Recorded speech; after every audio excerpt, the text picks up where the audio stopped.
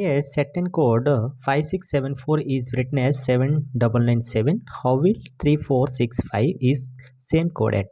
అంటే మనకి 5674ని 7997 కింద డీకోడ్ చేశాడు. 3465ని ఏ విధంగా డీకోడ్ చేస్తారని ఇచ్చారు మనకి.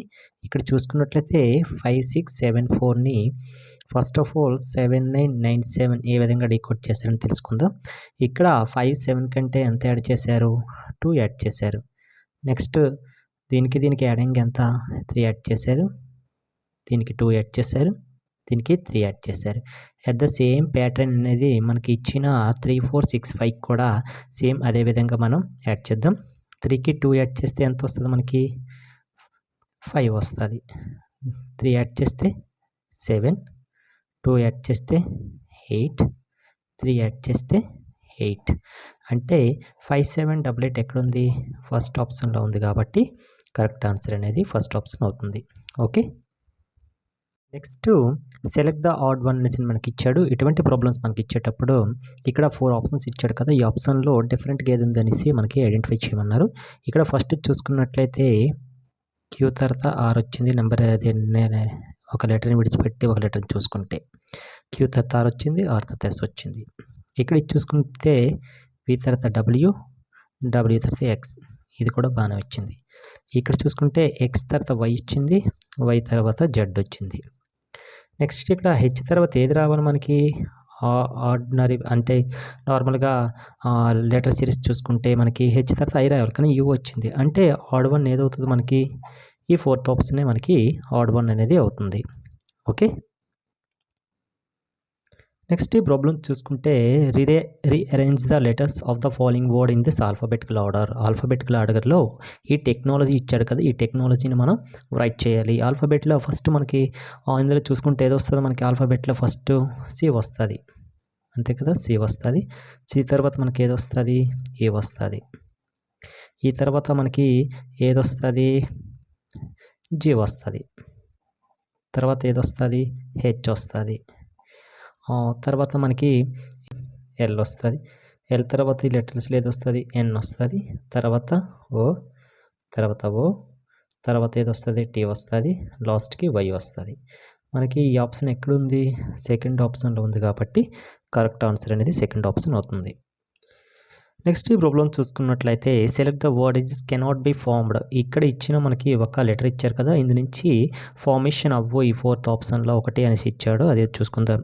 రిమోట్ అనేది ఫార్మేషన్ అవుతుంది. ఆర్ ఉంది, యూ ఉంది, ఎం ఉంది, ఓ ఉంది, టీ ఉంది, ఈ ఉంది. రిమోట్ ఫార్మేషన్ అవుతుంది. కెనాట్ అంటే ఫార్మేషన్ అవ్వంది మనకి అడిగాడు. నెక్స్ట్ రిమోట్స్ కూడాను ఫార్మేషన్ అవుతుంది.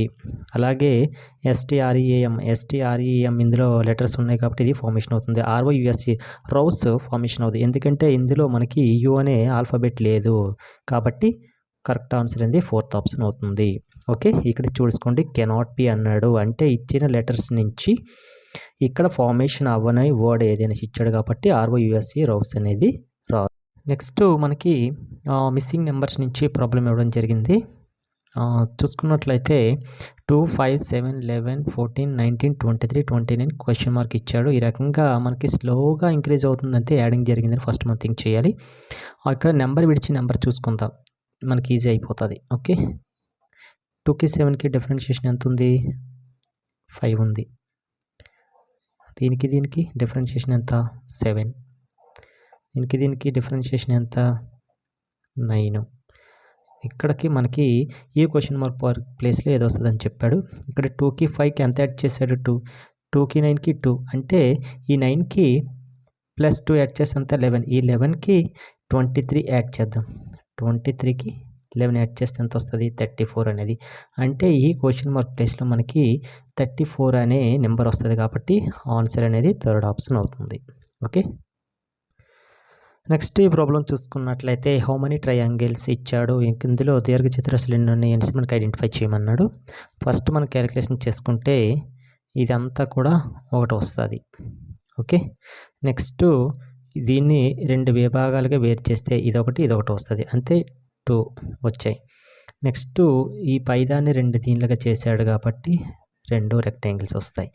నెక్స్ట్ ఇదిని 2 ముక్కలు చేశాడు కాబట్టి ఇది ఒక 2. నెక్స్ట్ ఈ వచ్చిన దానిలో మళ్ళీ 2 చతురస్రాలు వచ్చాయి. టోటల్గా మనకి ఇవి యాడ్ చేస్తే ఎంత వస్తుంది 9 అనేది వస్తుంది. అంటే టోటల్గా ఈ ఫిగర్లో మనకి రెక్టాంగిల్స్ ఎన్ని ఉన్నాయి 9 రెక్టాంగిల్స్ అనేవి ఉండడం జరిగింది. నెక్స్ట్ ఎనాలజీ నుంచి ప్రాబ్లం ఇవ్వడం జరిగిందండి. 3 అనేది దేనికి ఈక్వల్ 4 అనేది 60 కింద రాస్తాడు. అసలు 4 అనేది 60 ఏ విధంగా వచ్చిందో చూసుకుందాం. మనం 4 క్యూబ్ చేస్తే మనకి ఎంత వస్తుంది 64 అనేది రావడం. 64లో ఈ ఇచ్చిన నెంబర్ని మనం సబ్స్ట్రాక్ట్ చేస్తే 60 అనేది రావడం జరిగింది. Okay, at the same time దీన్ని కూడా ఆ రకంగా క్యూబ్ చేయండి. 3ని క్యూబ్ చేస్తే మనకి ఎంత 27 వస్తుంది. ఈ 27లో ఈ ఇచ్చిన నెంబర్ని సబ్స్ట్రాక్ట్ చేస్తే మనకి ఎంత వస్తుంది 24 అనేది రావడం జరిగింది. కాబట్టి 24 ఎక్కడుంది అదే మన కరెక్ట్ ఆన్సర్ అవుతుంది. నెక్స్ట్ మనకి సేమ్ వే అంటే ఇది కూడా ఎనాలజీకి సంబంధించిందని ఏ రకంగా వచ్చిందో చూద్దాం. BDFH అనేది YWS కింద కన్వర్ట్ చేశారు. HJLNని ఏ విధంగా కన్వర్ట్ చేస్తారు ఇక్కడ రాసుకుందామండి. BDFHని ఏ విధంగా డీకోడ్ చేశాడు YWS కింద డీకోడ్ చేశాడు. ఇవి చూడండి, ఇవి ఒకదానికొకటి ఎదురెదురుగా ఉన్నాయి. అంటే ఇవి ఒకదానికొకటి ఆపోజిట్ లెటర్స్ కదా.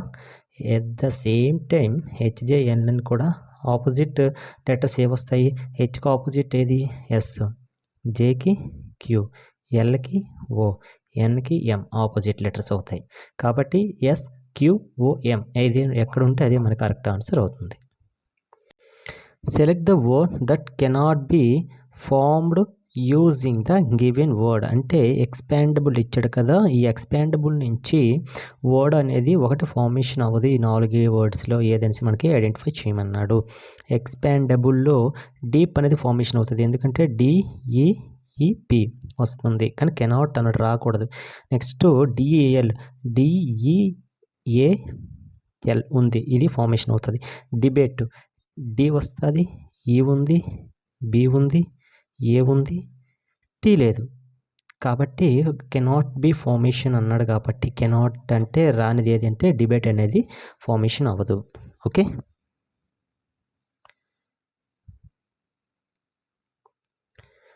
నెక్స్ట్ చూసుకున్నట్లయితే how many times in the letter A used in the given sentence. A అనేది ఈ ఇచ్చిన సెంటెన్స్లో ఎన్నిసార్లు రిపీట్ అవుతుంది అనేసి మనకి క్యాలిక్యులేషన్ చేయమన్నాడు. చూసుకుంటే స్మోకింగ్లో ఏ లేదు, కెన్లో ఒక ఏ ఉంది, కాజ్లో ఒకటి ఉంది, డిసీజ్లో ఒకటి ఉంది, డ్యామేజ్లో 2 ఉన్నాయి, ఎయిర్వేస్లో ఒకటి ఉంది, నెక్స్ట్ ఎండ్లో ఒకటి ఉంది, స్మాల్లో ఏ ఉంది, నెక్స్ట్ ఎయిర్లో ఉంది, శాక్లో ఉంది. టోటల్ ఎక్కేస్తే ఎన్ని వస్తాయి 1 2 3 4 5 6 7 8 9 10 వచ్చాయి. నెక్స్ట్ చూసుకున్నట్లయితే ఇక్కడ ఒక ఏ కూడా ఉంది, మర్చిపోయాం. ఓకే, టోటల్గా 11 అనేవి ఏస్ అనేవి రిపీట్ అవుతున్నాయి ఈ సెంటెన్స్లో. ఓకే, నెక్స్ట్ ప్రాబ్లం చూసుకున్నట్లు ఇది కూడా ఎనాలజీ అండి, పోలికలకు సంబంధించింది. బోటనీ అంటే ప్లాంట్స్ ఇచ్చాడు, ఎంటమోలజీ అంటే ఏంటి అనేసి మనకి ఎనాలజీ నుంచి క్వశ్చన్స్ ఇవ్వడం జరిగింది. బోటనీ అంటే ఆ ప్లాంట్స్ అంటే మనకి వృక్షాల గురించి స్టడీ చేసేదాన్ని బోటనీ అంటారు. అది ఎంటమోలజీ అంటే ఏంటి అంటే ఎంటమోలజీ అంటే ఇన్సెక్ట్స్ అంటే కీటకాల గురించి అధ్యయనం చేసేదాన్ని ఎంటమోలజీ అంటారు. కాబట్టి కరెక్ట్ ఆన్సర్ అనేది ఇన్సెక్ట్ అనేది అవుతుంది. Okay, thank you.